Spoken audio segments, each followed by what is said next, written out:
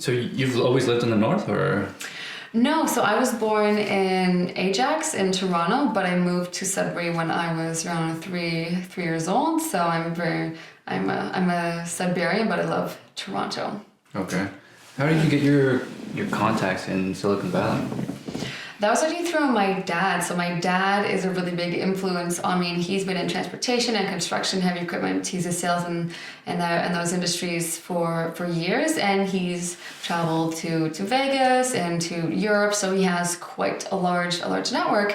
And being in transportation, the company that I work for, which is called Convoy Technologies, they were also in transportation as well. So I was selling credit cards, and I said, Dad, I want to do something different. I want to get into, obviously, a different industry. That was just a stepping stone.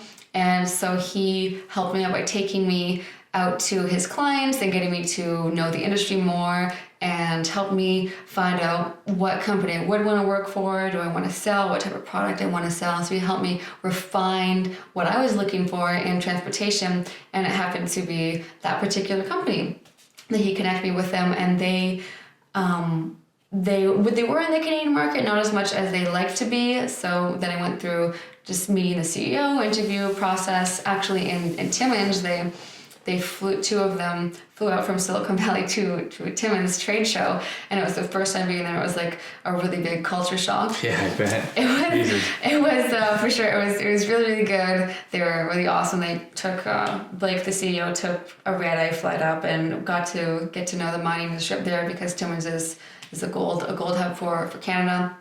But yeah, so my dad, he really helped me out, and he still does, and he kind of connected me with that company. And I was so excited because I was 21 years old, and I was thinking, oh my gosh, I'm manager for Canada, for this whole country, and then eventually the northeastern United States.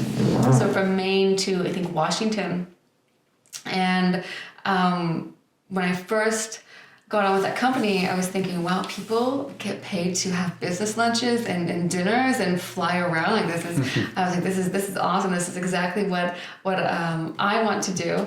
So that was one of the most exciting times for sure, and it taught me so many lessons on leadership and on being yourself. I think that's what I learned the most, is instead of going in right with that pitch and having it all about getting the sale, you have so much more fun, and you get so much farther if you really show how genuine that you can be with someone. So I used to think that I couldn't act a certain way. I always had to go back to a script and think, oh no, so they're kind of going outside of what I had initially anticipated this conversation to be.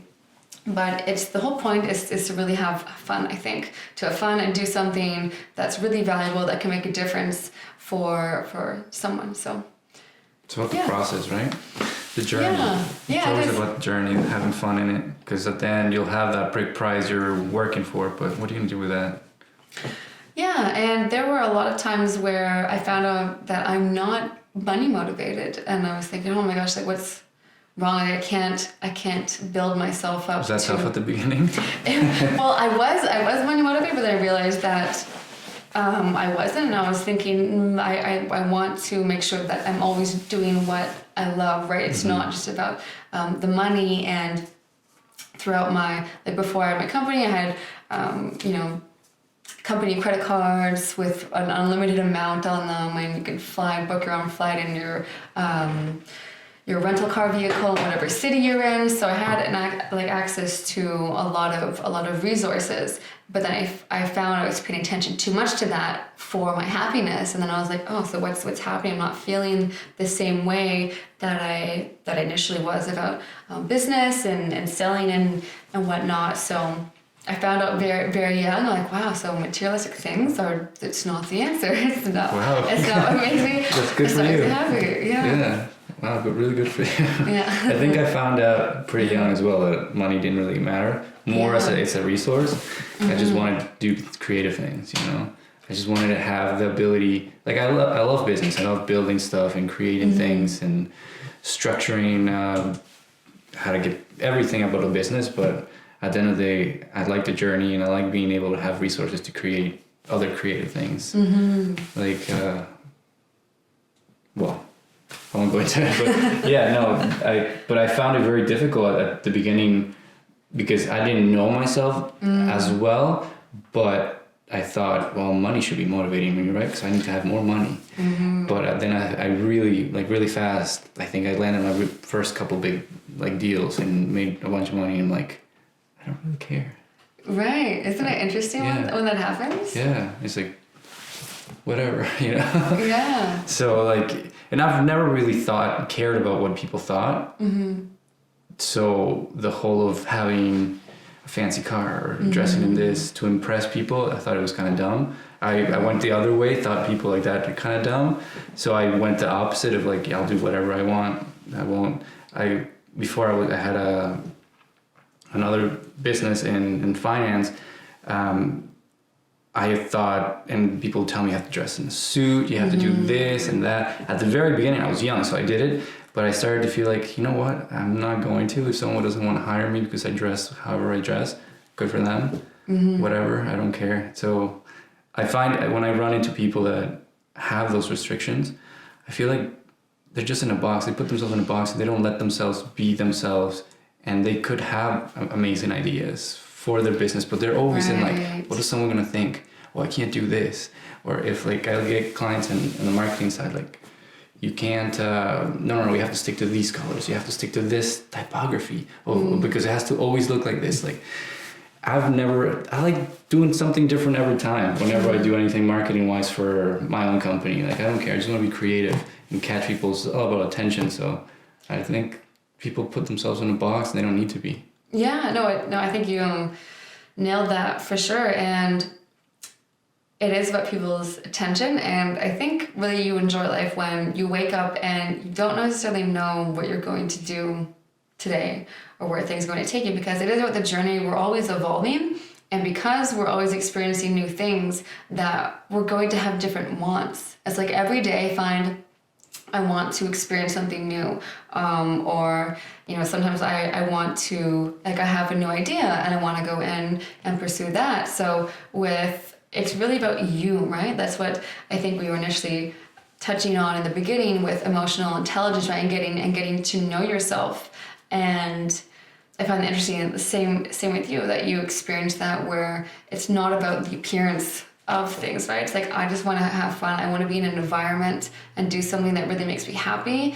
And then I can share that with other people, find like-minded people as well. But yeah, I know it's interesting how I grew up thinking that money was going to make me really happy. And I'm like, that's it. Like, that's why I want to be a pharmaceutical rep. I was like, I heard they make like $100,000 to $300,000. And so that's what I'm going to do. I like Australia.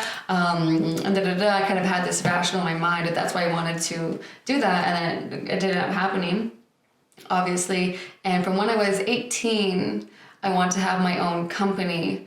And I started out with my first business ventures, getting a taste of being an entrepreneur, was when I was 18, and it was with a company called Vima, and it was a network marketing company, and they had health products. They had healthy coffee, they had vitamin supplements, and all sorts of weight loss, a whole weight loss line. Chris and Heidi Powell were endorsers and things like that, and it was a really awesome company to be in when you were really young, because you were in that environment of people building each other up, and it was for a particular lifestyle. So for that, it was to really get healthy, like make money by making other people get healthy. But I had to buy a set amount of product myself to go into my house to be considered as a business owner. And then you would kind of recruit people and things like that. So that's like a pyramid? Yes, I know. Yes, the whole the pyramid scheme thing. But that's kind of how business works ultimately. But anyway, so I enrolled a couple people, and I thought, oh my god, so cool! I got some momentum up. But then it just didn't end up working out. It wasn't the right fit for me, and that company ended up getting shut down for health regulation issues. But when I was 18, that's when I first experienced that. And I remember there was a lot of pushback from my parents, because like, you're throwing money into something. Yeah. People are supposed to pay you to work in their business. But that's when I found I really wanted to be an entrepreneur was at that point. And it's interesting because it seems like when people are in their teenage years or their early 20s, there's something that happens where they kind of know what they want to do, but it's not going to happen immediately, or it might not. So I wanted to be an entrepreneur then, and it just happened like a year and 9 months ago from when I was 18. Do you think you need to have a business or be a leader, you have to be prone to chaos? That you like it, you flourish in it? I think you really just have to understand that you're creating a whole new pathway for yourself. Like if you're going to start a business, and I mean, it's your business, so you can look at what other similar businesses have done, but ultimately you are creating your own path. I think you definitely do have to be all in. You have to be committed, because if you get job offers, and I've gotten some job offers along the way, and they're tempting, right? Because it's like, well, as an entrepreneur, you always have these challenges, and money is not certain to always come to you, which is huge. And I think you definitely have to have a level of commitment, big commitment, to knowing that you want this lifestyle. Maybe you don't have to know exactly what kind of business you want or services in the beginning, but have a really strong idea of just how you want to live. And so chaos is a good word. I think really what that means, though, to me, and how in the context that I meant it, is that just not knowing how. Like, I've been someone, I think it's fortunate that I never have put my faith in a plan. It's always been the vision, right? And then the plan comes after, which has been really good, really bad. So I've had a lot of successes, a lot of failures though as well. And it's those failures have been key, because it's like, I thought I wanted that and I didn't want that. And now it's character building for sure. But if someone wants to start a business, just understand that you will get what you want if you persist. You absolutely will, if you make a really strong, committed decision to do that. But just know that on that pathway, you're going to be letting go of your old lifestyle and old mentality, and that can sometimes be perceived as chaotic.